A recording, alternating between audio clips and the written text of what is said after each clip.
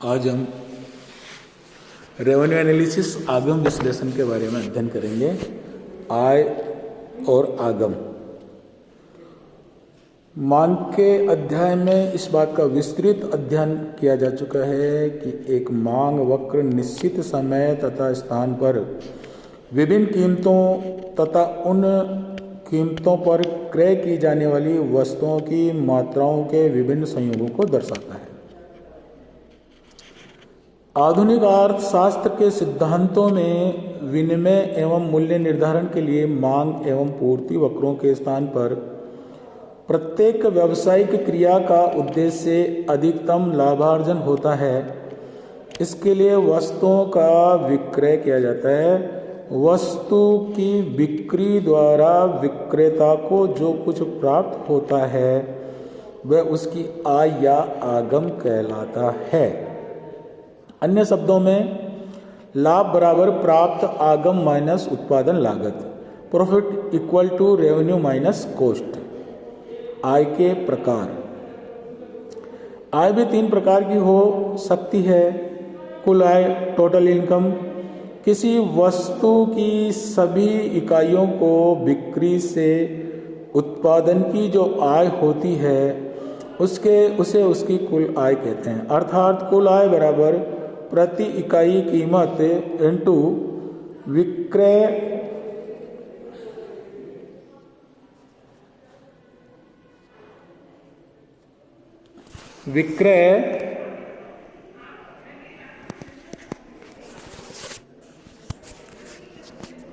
की गई कुल वस्तुओं की संख्या।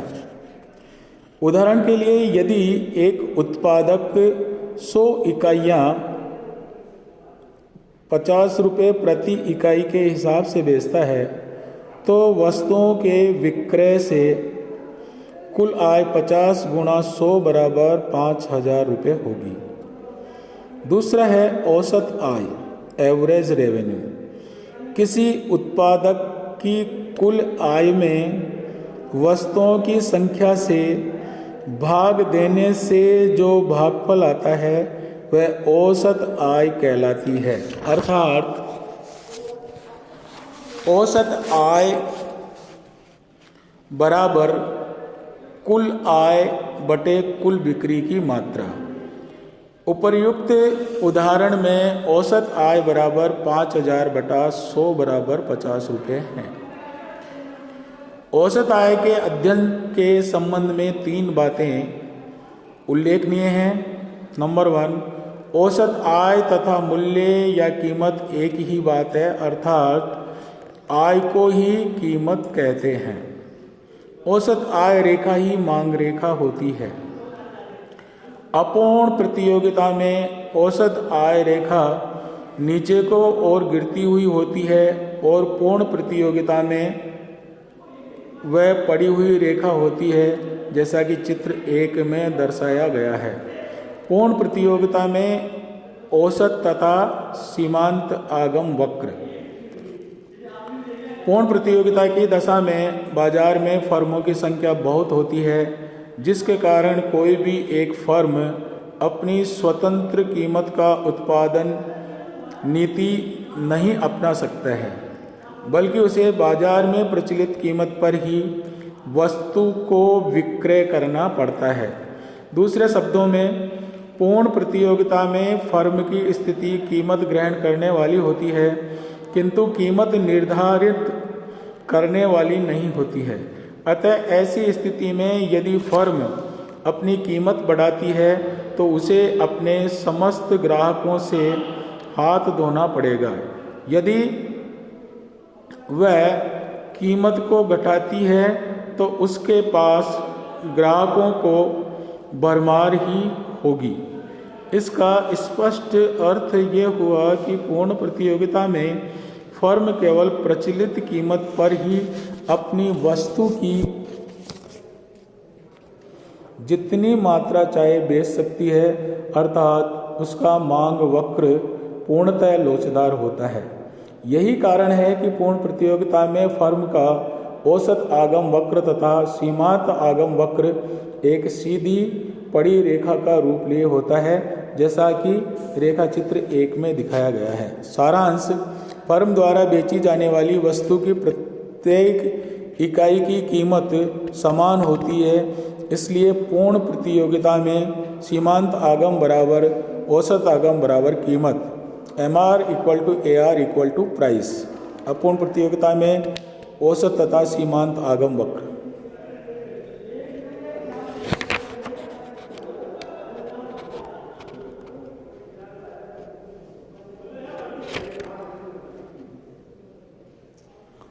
अपूर्ण प्रतियोगिता में औसत तथा सीमांत आगम वक्र। अपूर्ण प्रतियोगिता अथवा एकाधिकार की स्थिति में फर्म का मांग वक्र अर्थात औसत आगम वक्र नीचे की ओर गिरता हुआ होता है और उसका सीमांत आगम वक्र AR से भी नीचे की ओर होता है। देखें रेखा चित्र 2। अब प्रश्न ये उठता है कि AR वक्र नीचे क्यों गिरता है। इसका कारण यह है कि अपूर्ण प्रतियोगिता वाली फर्म अपनी वस्तु की अधिक इकाइयां तभी बेच सकती हैं जबकि वह अपनी कीमत कम करे।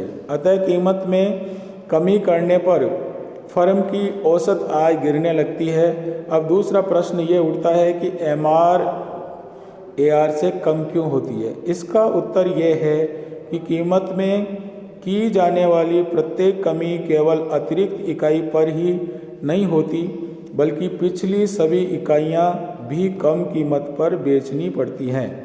वास्तव में यही कारण है कि कीमत या AR के गिरने पर सीमांत आगम औसत आगम की अपेक्षा अधिक तेजी से गिरती है। हाँ, स्मरण रहे, औसत आगम सदैव धनात्मक होती रहता है जबकि सीमांत आगम सैद्धांतिक रूप में शून्य तथा ऋणात्मक भी हो सकता है।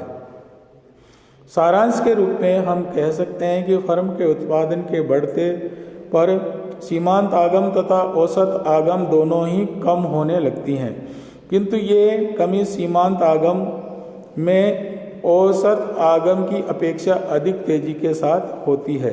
अर्थात अपूर्ण प्रतियोगिता में गिरती हुई औसत आय रेखा ये बताती है कि फर्म कब कीमत पर ही वस्तु की अधिक इकाइयां बेच सकती है। अर्थात यदि वह अपनी वस्तु की अधिक इकाइयां बेचना चाहती है तो वह पहले की अपेक्षा कम कीमत पर ही बेच सकेगी। इसी तरह से पूर्ण प्रतियोगिता में पड़ी हुई औसत आय रेखा ये बताती है कि एक दी हुई कीमत पर फर्म अपनी वस्तु की कीमत कितनी भी मात्रा बेच सकती है। अधिक मात्रा में वस्तु बेचने के लिए उसे कीमत कम नहीं करनी पड़ती। सीमांत आय, किसी वस्तु को कुल मात्रा में एक अतिरिक्त इकाई बेचने से कुल आय में जो वृद्धि होती है उसे सीमांत आय कहते हैं। सीमांत आय कुल पूर्व आय तथा एक अतिरिक्त इकाई बेचने से कुल आय का अंतर है। उदाहरण के लिए वस्तु की 101 इकाइयों की बिक्री से यदि कुल आय 5040 रुपये होती है तो यहाँ सीमांत आय 40 रुपये होगी। औसत आय सीमांत आय का आपसी संबंध। औसत आय और सीमांत आय का आपसी संबंध के बारे में हम बता सकते हैं कि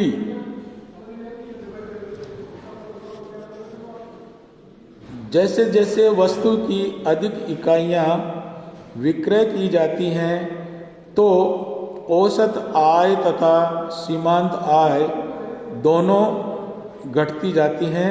तालिका में स्पष्ट है कि सीमांत आय में गिरावट औसत आय की तुलना में अधिक तेजी से होती है।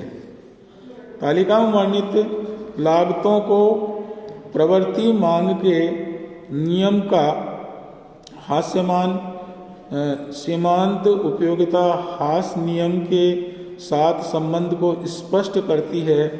लागतों के इस क्रम को रेखा चित्र की सहायता से भी स्पष्ट किया जा सकता है।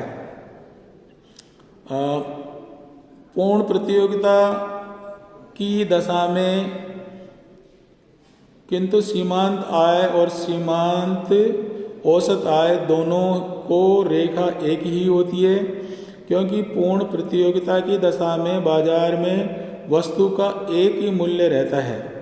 चूँकि उत्पादक को प्रत्येक इकाई के विक्रय के लिए एक ही कीमत मिलती है, इसलिए औसत आय और सीमांत आय दोनों बराबर होती हैं और इसका रूप एक समानांतर रेखा का होता है, जैसा समानांतर रेखा के रूप में होती है।